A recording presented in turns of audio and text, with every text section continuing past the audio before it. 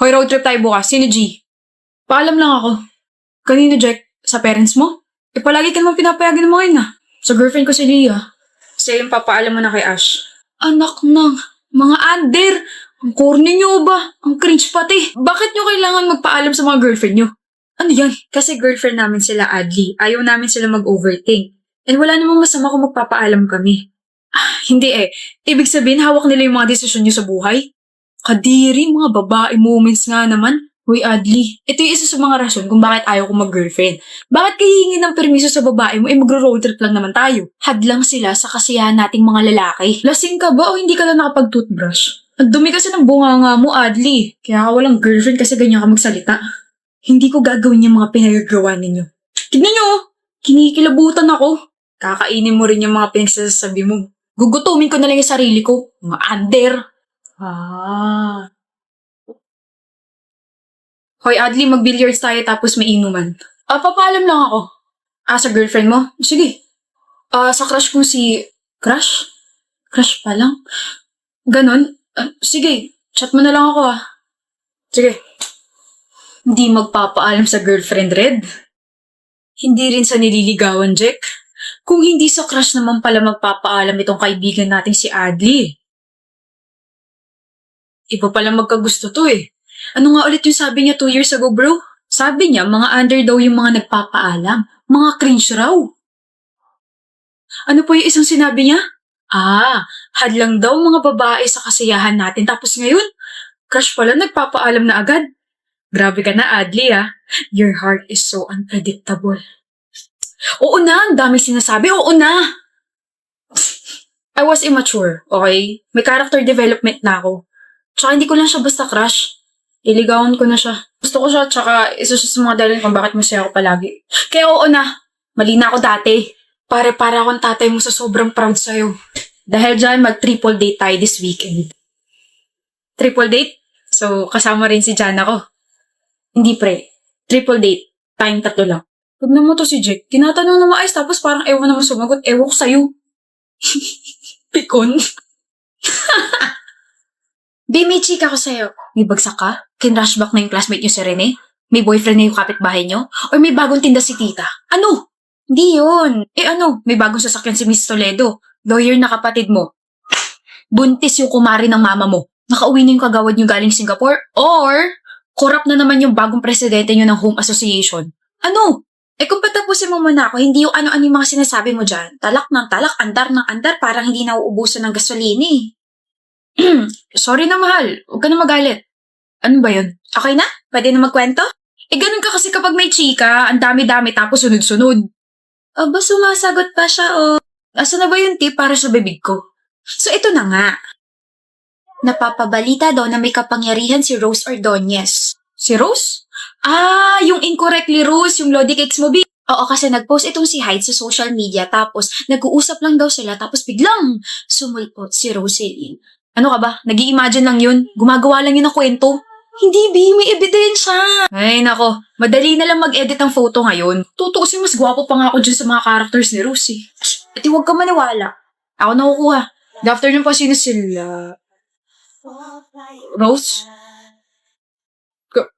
Gwapong Rose? Hi, not here as Rose, pero nangangampanya kasi ako as my guy character. Ito. I'm nominated kasi as Popular Creator of the Year sa TikTok Awards. Go to my profile and click the link in my bio, tapos mag-scroll ka pababa hanggang sa makarating ka sa Popular Creator of the Year and vote for me. You can vote up to 15 times a day until September 5. Ganun ba? Super appreciated if you can vote for me. Thank you. Thank you rin sa pagsulpot. Sino yun, B? Character ni Rose. Guy, character ni Rose. Si Rose? Rose Ordonez? Si incorrectly Rose? So, totoo nga yung sinasabi nila. Bakit hindi mo ako tinawag, B? Mas gwapo siya sa akin, love. Gets ko na yung sinabi mo.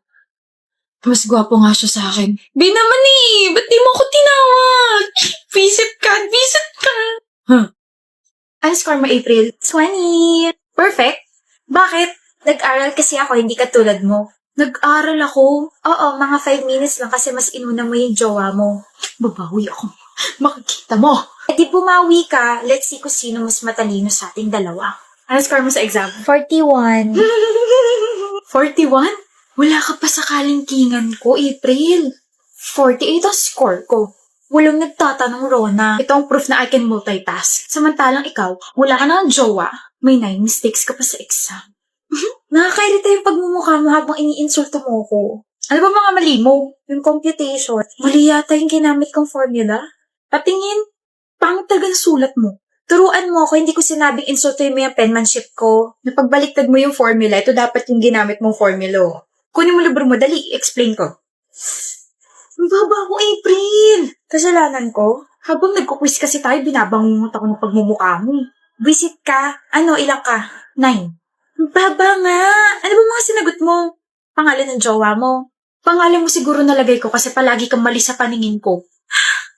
Hindi kita pinalaking ganito, BFF. This is not you. Wake up! Ilang ka ba? 9 rin. Pumali ako sa true or false eh. Tignan mo, 9 ka rin eh. Magkaaway ba kayo? Hindi.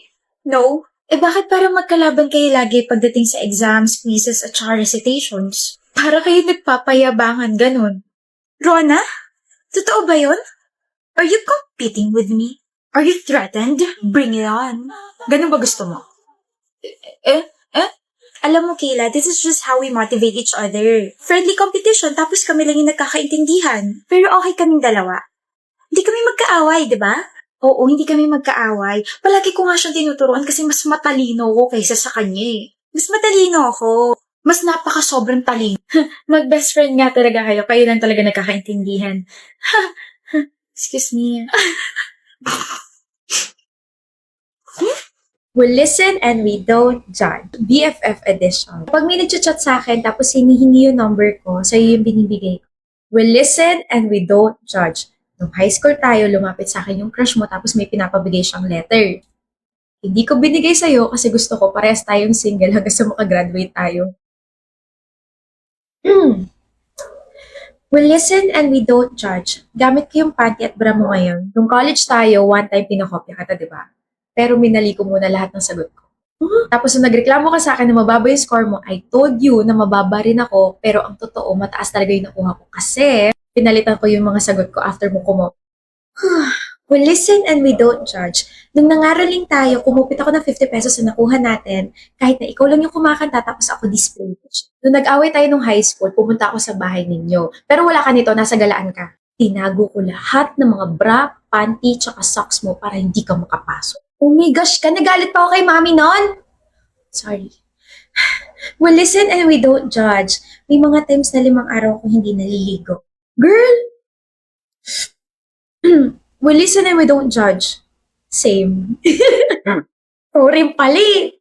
We listen and we don't judge. Mahal ko pa yung ex. Tapos, nagkabalikan kami kahapon.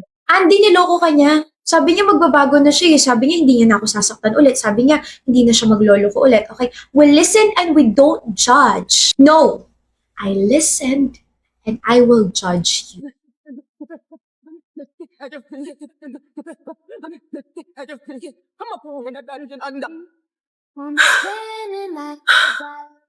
Tapos ka naman, Ermo. I hope you learn something. Listen and we don't judge. Aba, hindi pa siya tapos. Nagpanggap ako nagkabalikan kami ng ex kong cheater para pagurin ka magsalit. Gumanti lang ako kasi dahil sa'yo, hindi kami nagkatuloy ng crush ko nung high school. Nauhaw ako rin ah. Kami na ni Yani. Oh my gosh. I'm sorry, but what? I knew it. Grabe, pero I don't know what to feel. Like, seryoso ba yan? Baka naman pinaprank niya lang kami. Kami na nga ni Ronnie, bakit ba ayaw niya maniwala? Kasi nasa iisang circle tayo. And, isn't that a bit awkward kapag nag-break kayo? Sino may sabi magbe-break kami? Forever na to. Right, Yani? Hindi ka nagsisin sa group chat kaya nandito ako para ibalita sa'yo na may barkada gathering mamaya. Miss ka na nila. Nandun ba siya? Si Ronnie. Sino pa ba? Oo, nandun siya. Ayoko, hindi ako sasama. Pakasabi busy ako.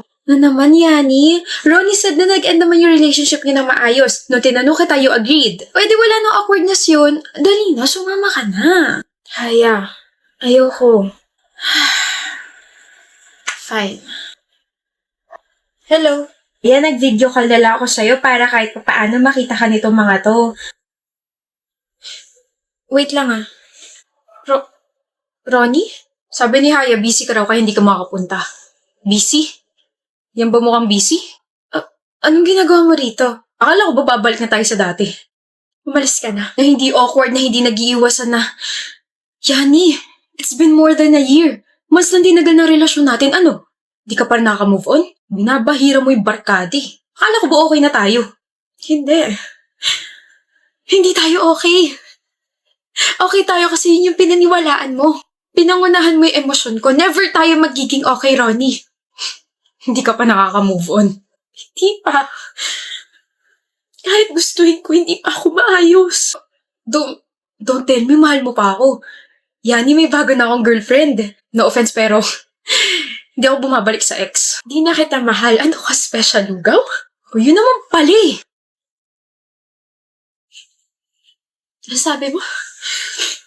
Months lang yung tinagal natin? Oh, 7 months. Pero more than 1 year mo na ako nasasaktan. Yung sakit. Yung ginawa mo. Lahat yun. Nasa utak ko pa rin. Hindi kita maintindihan, Yani. Tapos na. Hindi mo nga talaga ako maintindihan kasi hindi naman ikaw yung niloko eh. Hindi mo ramdam yung trauma na binigay mo sa akin nung nakita kita may kahalikan sa bar. Ilang beses ko bang uulit-ulitin sa'yo, okay? I was drunk. Akala ko ikaw yung hinahalikan ko. Akala mo